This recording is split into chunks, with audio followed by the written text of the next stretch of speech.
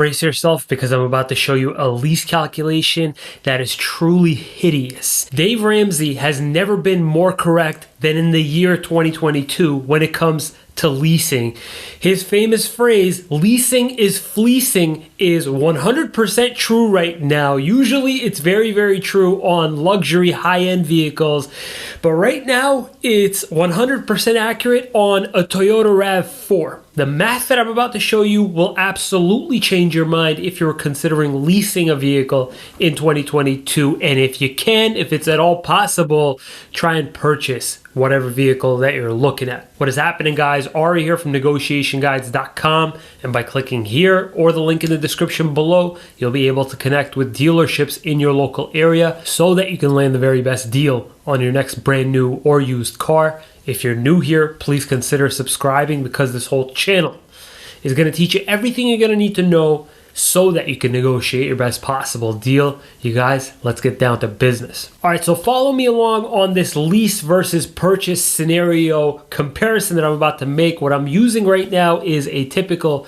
$35,000 Toyota RAV4. It might be like an XLE Premium. I'm going to be assuming that you're driving about 12,000 miles a year, regardless if it's a lease or a purchase. The 5-year depreciation, according to CarEdge.com, is about 40%, so you'll likely have a 60% residual after 5 years. Similarly, on a 3-year lease right now, Toyota Financial Services is saying it's going to depreciate about 37% over the course of 3 years. Right now, the only promotion that they've got going on is a 60-month APR offer at 2.49%, which obviously I'd encourage you to take, but just using what they've got available and comparing to what they've got available on the lease is a 0.00195 money factor. 0.00195 money factor translates to about a 4.68% APR that is non-negotiable on this Toyota Financial Services lease.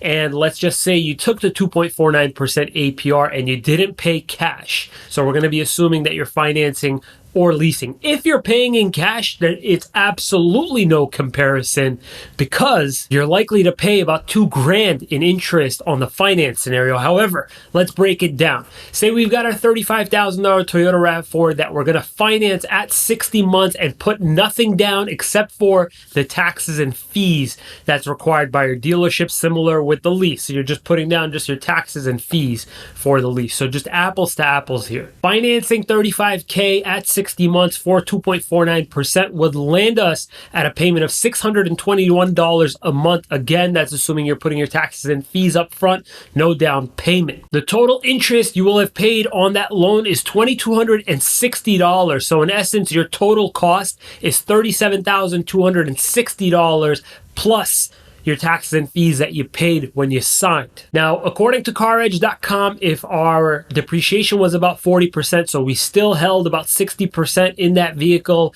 over a course of 5 years, then guess what? Your Toyota RAV4 is worth $21,000. Subtracting that $21,000 from whatever your total cost of financing that car for 5 years was, your total net cost of ownership was probably about $16,260, not taking into account any repairs or maintenance you may have done, which honestly should not cost you all that much on a reliable car like this. However, that's besides the point. Leasing and only putting down, again, just your fees and your first payment for 36 months at 12,000 miles a year would calculate to a lease payment of $471 a month. The total interest that you're paying on that lease is $4,000, nearly double what you're paying on the finance scenario for 5 years. And your total cost for that 3-year lease is nearly $17,000, $16,956 roughly, plus the fees that you paid at the beginning of the lease. At the end of the lease,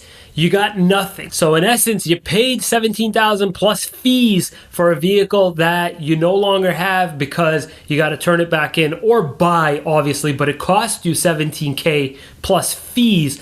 On the financing side of things, for 5 years, your net cost, assuming that you didn't have any repairs, is $16,200. So in essence, just giving you a final comparison here, your cost of ownership for 5 years on that Toyota RAV4 was $16,260 plus the fees. And on the lease side of things, it cost you $17,000 plus fees for 3 years. You got 2 extra years here. Now, I get it. You might be thinking, okay, but the car is covered under warranty. I get it. You might be thinking to yourself, okay, if I lease, the car is covered under warranty and such. Realistically speaking, you guys, the average cost of maintenance and repairs on a Toyota RAV4 is something like $400 per year. So even if you repaired it a couple times over the course of 5 years, this is costing you way less to just purchase it. Now, the one major caveat is if you're purchasing and you get into a few accidents, or the car just is not in good shape, you didn't keep it